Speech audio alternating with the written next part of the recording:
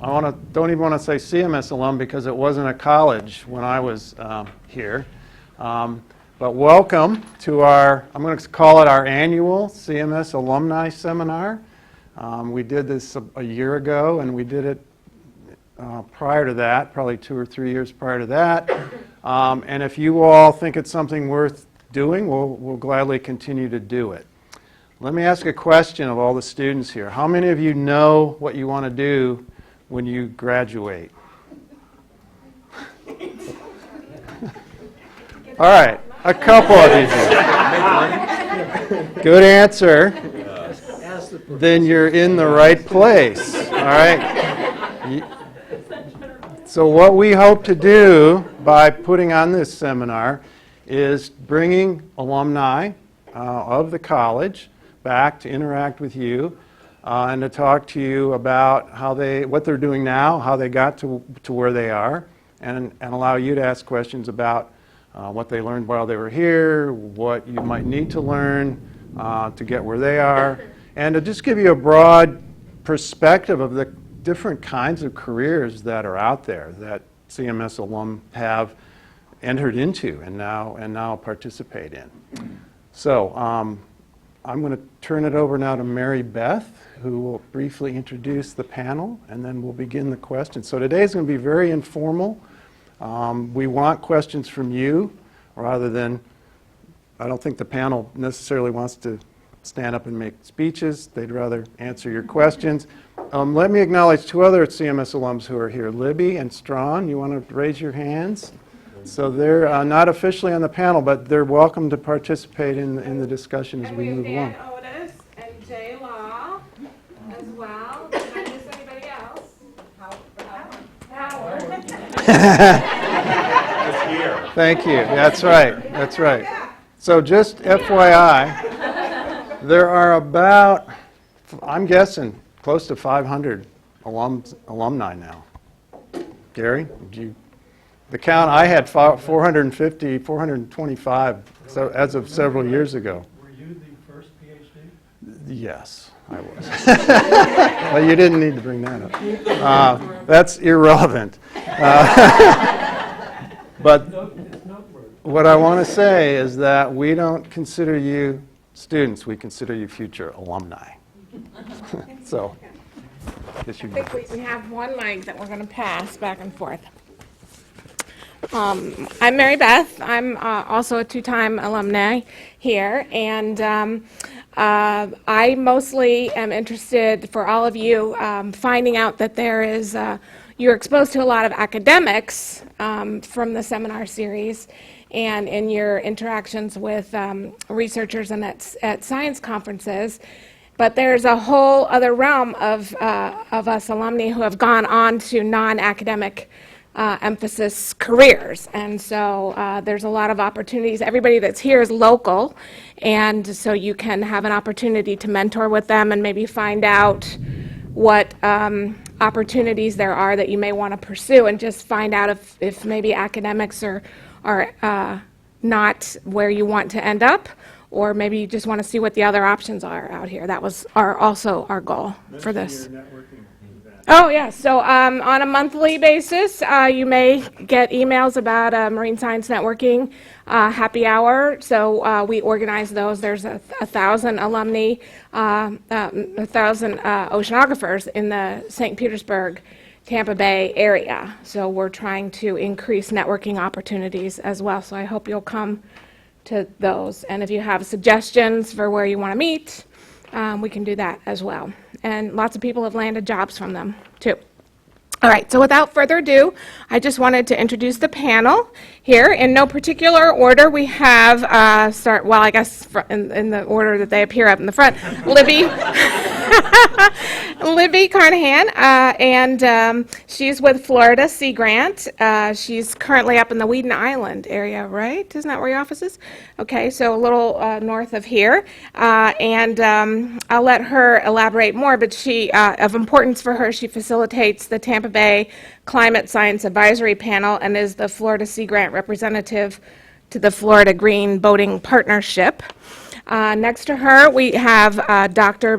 William Arnold. He's the branch chief with NOAA's Southeast Regional Office in St. Petersburg, just right across the Bayboro Harbor.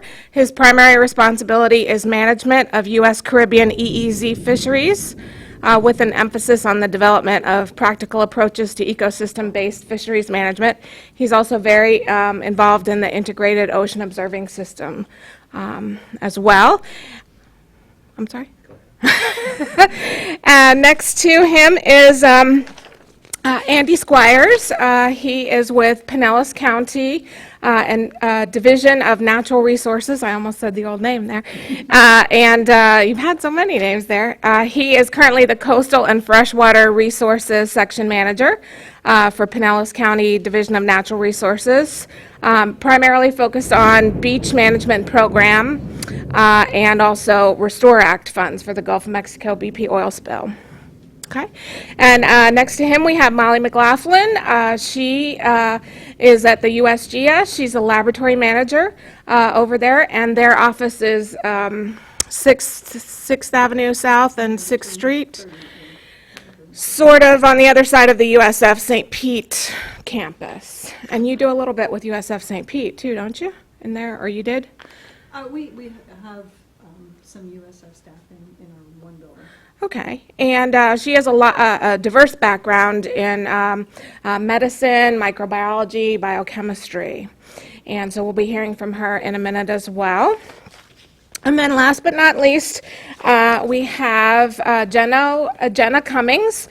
She was a local girl to begin with there at Eckerd and graduated from here. She's now the Director of Marine Studies at Canterbury School, where she teaches marine science to students pre-K through grade 12. And she was saying something about bus line a little earlier, so education. And so I think I'll just turn it over to them. We do have the one mic, so just pass it along. We'll get started just with the first question. Is there anything sort of what you learned here at the College of Marine Science that particularly helped you in your career moving forward, or that you may be looking for in hiring employees where you currently work? Otherwise, just tell us about yourself. No pressure. Oh, good. Good. Okay. Well, I guess I'll answer the question. So when we're looking at hiring new teachers or bringing on interns, I think being flexible and hardworking is so key, and being well-rounded with a lot of different experience. That way you can reach the students, because for us it's getting the kids excited about science and getting them engaged in lots of different research opportunities and hands-on projects. So I think having a lot of experience helps for us in education. And yeah, good. Oh, that's probably not good. Probably the most valuable thing I think I picked up here was just exposure to all of the other marine science, not only my own.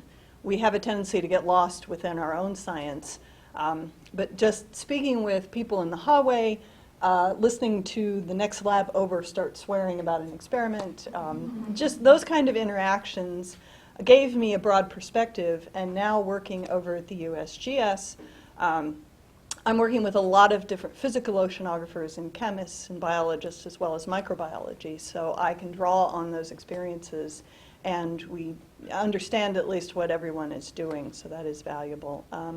We also look for that in interns and people that we pull over into USGS, is do they have a broad background, and do they understand the integration of several different components of one project? So that's very valuable. This young woman there has a question, so why don't you go ahead and ask that? Do you mind mentioning if you have a master's or PhD? I'm just curious. Oh, I have a master's degree. I have a master's as well. So let me see if I can address the part about how my experience here helped me in my career now. And I think for me, at least my first job, that was the stepping stone to get out of here and get a job, was really the technical aspect. I have a master's, and I did quite a bit of work with Dr. Hopkins and Gabe Vargo, who are plankton people, and especially with Dr. Vargo. And so really that got me my first job, because I got into phytoplankton taxonomy and primary production measurements and estrogen processes. And it just so happened that at the time, the city of Tampa, which had a special, kind of almost a pseudo-research program going on at that time, to look at the effects of their effluent on the phytoplankton assemblages in the bay and the nutrient limitations of that. I just kind of walked right into that job because they're looking for someone with that particular skill. Now, that is not necessarily the common thing that happens, because now on the other side of the coin now, through my career of public sector with the city of Tampa, private sector 7 years, and now Pinellas County 18 years. In fact, I was here with Bruce. We were in school at the same time.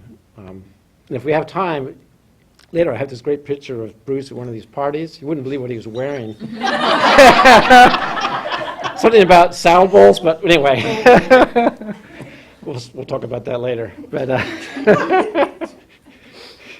in any event, so I think as far as of hiring now, depending on, for the county, there's quite a bit of variety in things you can get in the county as in the marine world. We have a very progressive environmental monitoring program, which I have oversight over, water quality monitoring, seagrass monitoring, benthic community, and even freshwater stream bioassessment program we have going on. So we have a combination of needing various kinds of technical skills. But when I hire now, if I have a person who's got really strong technical skills, but their value system, interpersonal skills, soft skills maybe look weak, and it's tough to weed that out of the interview. If people are equal in technical skills, I'll pick the person who can get along with people, because that we find out can be a deal breaker with staff. You got people who are flexible, have a good attitude, willing to learn, or coachable. So that's kind of been my experience, is you need the technical skills a lot of times to get the job, but if you get into the job, you've got to get along with people, and that's really important.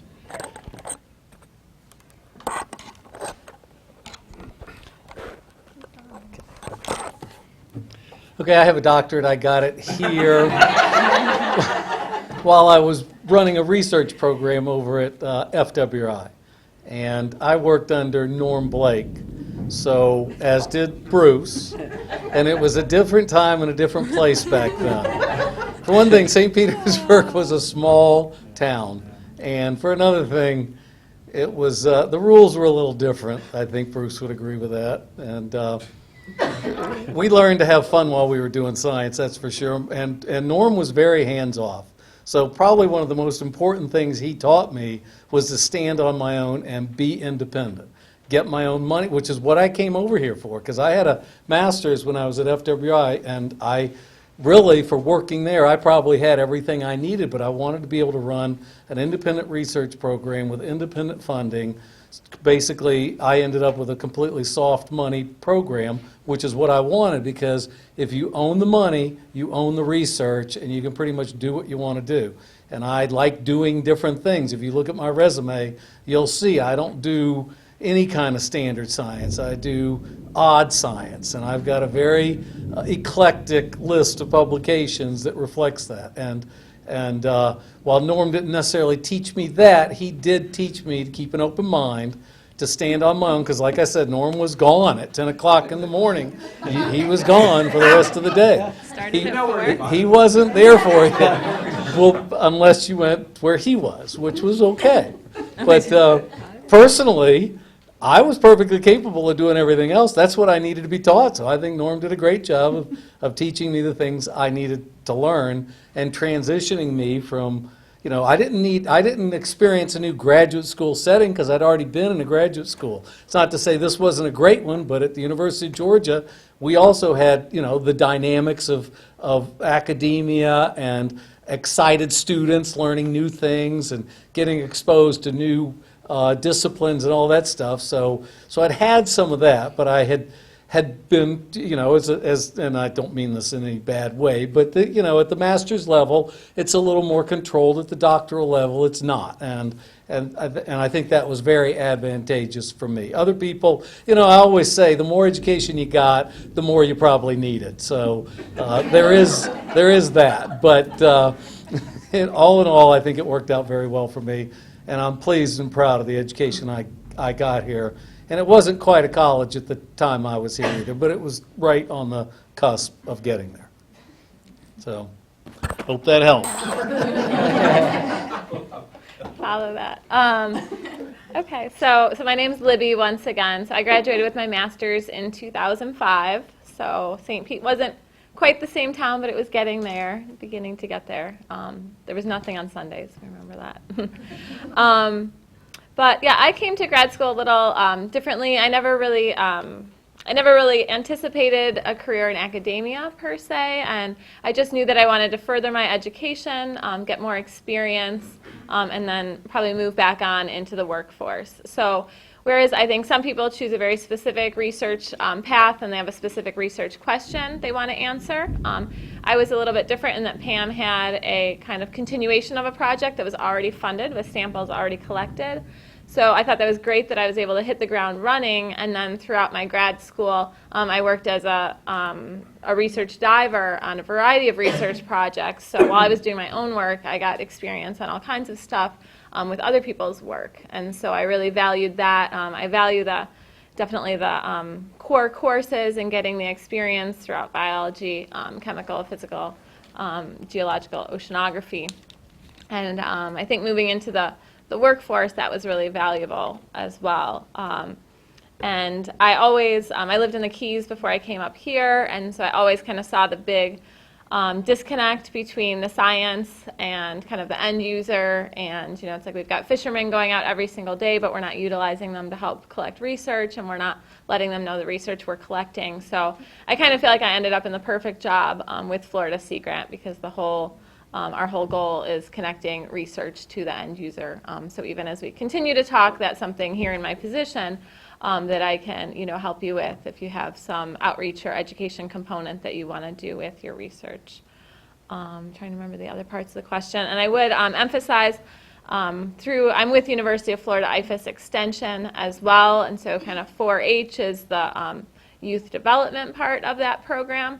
And one thing that we keep hearing is that youth, which you guys are probably on the kind of high end of that right now, but people that have grown up with technology especially, more so than us, the soft skills aren't necessarily there, you know, like as Andy was saying. So really kind of working on those soft skills and being able to bring those into the workplace is going to be much more important kind of as we move forward with all this technology in our lives.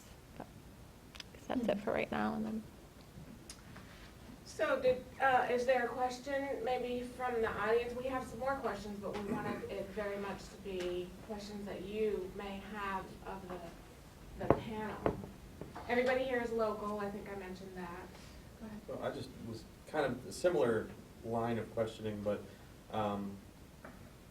at the time you left school and went into the workforce, and you know, even now, are there any skills that you wish you had picked up that you didn't pick up? You know, what kind of advice can you give us on things that may not be offered here that would be advantageous going into your fields or anything like that? And that's for everybody. That's not anyone. I can respond to that. Someone else is ready. Grab the I- microphone. You won't. I don't. It's not. It doesn't It's come out of the on, speakers. but It's it's. recording. Oh. That's I asked him if it was connected to the camera. So, being in local government, one of the things I did not get any exposure to at all in my career here, because it was really academic focused, and didn't have a Ph.D. program when I was here, although I felt like I went through one with my professor and everything he required. So maybe if they were college, I'd have a Ph.D. now. But the thing is how the environmental world works in terms of permitting and regulations, in terms of what the local government ordinances are and how people can build something on the water, how you can nourish a beach, what the rules are about, you know, how the speed zones in the bay work with manatees, and how that, it's just very complex web, and that was virtually not addressed at all in terms of how the real environmental world works in terms of a regulatory environment. So that's something that, I don't know if they teach it now, but there was very little exposure Would that be to that. policy or Policy and environmental management? Environmental management policy, Science-based regulations. Yeah, so I know USF has, and Tampa has that environmental policy. Maybe they cover it more there, but I certainly didn't get it here or in my undergraduate work, and I went to USF in Tampa at that time. I would have liked to have been stronger with methods. I don't think you can have enough of a grasp of a broad spectrum of methods that really prepares you to get into the workforce. So my strength is my ability to bring teams together and do multidisciplinary, cross-disciplinary type research. My weakness is that's really my strength, and the weakness of that strength is I'm not doing the actual analyses. I work with geneticists, they're doing the genetics. I work with physical oceanographers, they do the physical oceanography, et cetera. I've worked with archaeologists, but they do the archaeology. Now, that's not to say I'm totally skillless, but I would prefer to have been stronger in methodologies. And just to touch on what Andy said, I would recommend, as far as policy is concerned, an emphasis on policy is also becoming more and more important as environmental issues become more and more out front. And over at NOAA, where we have great high-paying jobs, policy is what it's all about. And if you know the National Environmental Policy Act, if you know the Magnuson-Stevens Act, you're going to have a huge advantage over those who don't. And you're going to be able to get those jobs. And our jobs probably outpay most jobs. They may not be the most exciting jobs, but we've got a whole bunch of them open over there right now. And if you're looking for a job when you come out of grad school, this is one area where you can get comfortable for the long term. Working for the federal government is not a terrible opportunity. Can I comment along those lines? Ileana and I were over at NOAA yesterday for a science festival meeting with some of your folks, and they also mentioned they have a ton of openings over there. Unfortunately, the Human Resources Department doesn't have enough personnel to process those openings. But one position that was brought to our attention was the law enforcement. That many of those individuals over there have a strong science background as well, which we've never really thought of, but we thought of Ballistics. people for those positions. I think it's useful as well if you can get experience or parlay experience that you have, especially with endangered species or fisheries, in writing, doing research that manages them so that you can then, because that's really the niche that NOAA has, right? They want experience with an endangered species, even if it's not the one that they're looking for, or evaluating a commercially important fishery that may, and collecting data for that may then be parlayed into a management plan or something that is under the umbrella of what NOAA manages, or for you, beach renourishment, so coastal communities that are important for beach management. So in my world of